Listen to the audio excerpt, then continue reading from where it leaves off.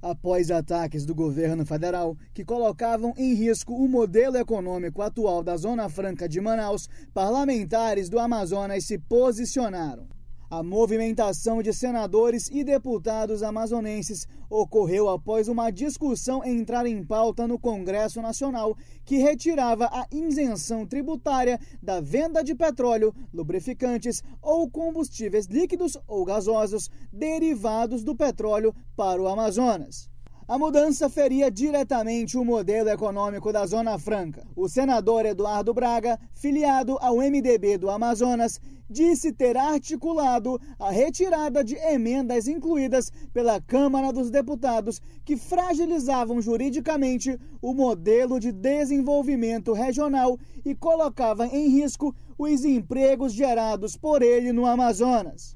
Nós, do MDB, entramos com alguns requerimentos a Vossa Excelência, um deles sobre matéria estranha ao projeto, o outro sobre prioridade de votação no texto original e o outro com o pedido de destaques de alguns artigos do PLV, conforme apresentado pelo relator. Eu explico por quê.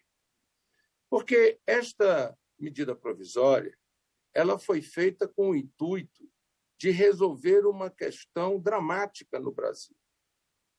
A questão do abastecimento do oxigênio medicinal. Oxigênio medicinal, esse que é a diferença entre a vida e a morte no enfrentamento do Covid-19. A primeira batalha travada por Eduardo Braga envolvia a apreciação da medida provisória número 1033 de 2021.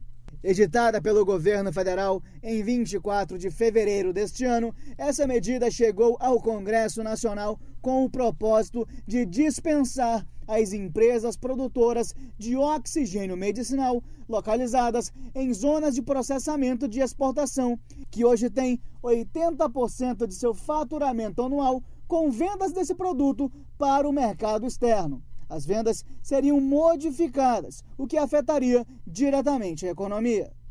Após essa votação, o plenário do Senado colocou em pauta a votação de outra medida, que recebeu na Câmara dos Deputados uma emenda prejudicial ao modelo econômico atual da Zona Franca. A medida retirava a isenção tributária da venda de petróleo, lubrificante ou combustível líquido ou gasoso derivados do petróleo para o Amazonas. Com isso, quem produzia na Zona Franca de Manaus não contaria mais com a isenção do imposto de importação e do imposto sobre produtos industrializados, ainda que para consumo interno ou para processo produtivo que resulte na reexportação. O vice-presidente da Casa, o deputado federal Marcelo Ramos, subiu à tribuna para criticar duramente o ministro da Economia, Paulo Guedes, além também de defender os motivos para a manutenção da Zona Franca. Eu recebi há alguns dias o relatório da SUFRAMA, da Superintendência da Zona Franca de Manaus, que demonstra a pujança e o êxito do mais exitoso modelo de desenvolvimento regional desse país. O Polo Industrial de Manaus faturou em 2018 93 bilhões de reais. Em 2019, 104 bilhões de reais. Em 2020, em plena crise, 120 bilhões de reais. E no primeiro trimestre de março, quando Manaus teve a segunda onda de Covid, 35,66 bilhões de reais, o que projeta um faturamento para esse ano de quase 150 bilhões de reais, 35% acima do faturamento do ano anterior. Este mesmo polo industrial de Manaus totalizou, em média, empregos diretos nos 3 últimos anos, 101.946 empregados. E chegou agora, em março também, com exatos 101 mil operários empregados diretamente.